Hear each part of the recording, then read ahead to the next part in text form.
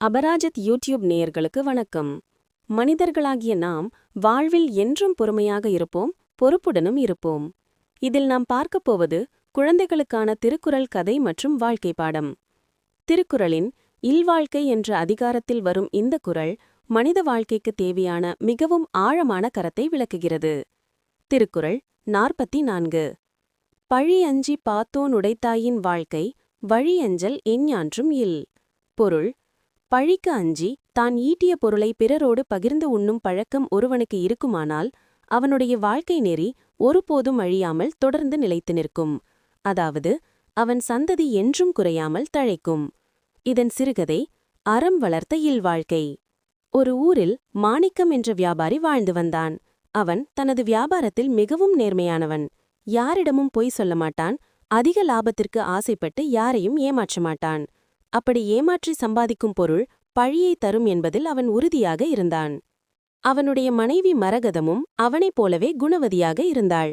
அவர்கள் வீட்டில் தினமும் சமைக்கும் உணவில் ஒரு பகுதியை பசியோடு வருபவர்களுக்கும் ஆதரவற்றவர்களுக்கும் பகிர்ந்து கொடுத்த பின்னரே அவர்கள் உண்பார்கள். ஒரு சமயம் அந்த ஊரில் பெரும் பஞ்சம் ஏற்பட்டது. பல வியாபாரிகள் உணவுப் பொருட்களை பதுக்கி வைத்து அதிக விலைக்கு விற்றனர். ஆனால் மாணிக்கம் தன்னிடம் இருந்த தானியங்களை நியாயமான விலைக்கே விற்றான். மேலும் உணவின்றி தவித்தவர்களுக்கு தன் வீட்டிலிருந்த உணவை பகிர்ந்து கொடுத்தான்.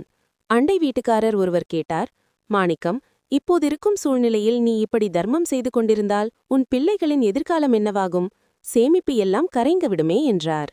அதற்கு மாணிக்கம் அமைதியாக, ஐயா, தவறான வழியில் சேர்த்து வைக்கும் சொத்து நம்மை பழியோடு சேர்த்து அழித்துவிடும். ஆனால் பசி என்று வருபவர்களுக்கு பகிர்ந்து கொடுத்து வாழும் இந்த வாழ்க்கை முறை இறைவனின் அருளால் என் சந்ததியை காக்கும். அறம் செய்வதால் செல்வம் குறையுமே தவிர நம் வம்சம் ஒருபோதும் அழியாது என்றான். காலங்கள் உருண்டோடின. அந்த பஞ்சம் நீங்கியது. மாணிக்கத்தின் நேர்மையையும் அவனது குடும்பத்தின் ஈகை குணத்தையும் ஊரே போற்றியது. அவனது பிள்ளைகளும் தந்தையைப் போலவே நற்பண்புகளுடன் வளர்ந்து பெரிய செல்வந்தர்களாகவும் நல்ல மனிதர்களாகவும் புகழ் பெற்றனர். மாணிக்கத்தின் குடும்பம் பல தலைமுறைகளாக அந்த ஊரில் மரியாதையுடன் வாழ்ந்து வந்தது. வழியெஞ்சல் எஞ்ஞான்றும் இல் என்ற வள்ளுவரின் வாக்குப்படி பகிர்ந்து வாழ்ந்த மாணிக்கத்தின் வம்சம் தழைத்தோங்கியது. மேலும் இதுபோல் மற்றொரு திருக்குறள் கதைகளுடன் மீண்டும் இந்த சேனல் வழியாக நாம் சந்திப்போம். எனவே இந்த சேனலை சப்ஸ்கிரைப் செய்யவும் மற்றவர்களுக்கும் பகிரவும். நன்றி, வணக்கம்.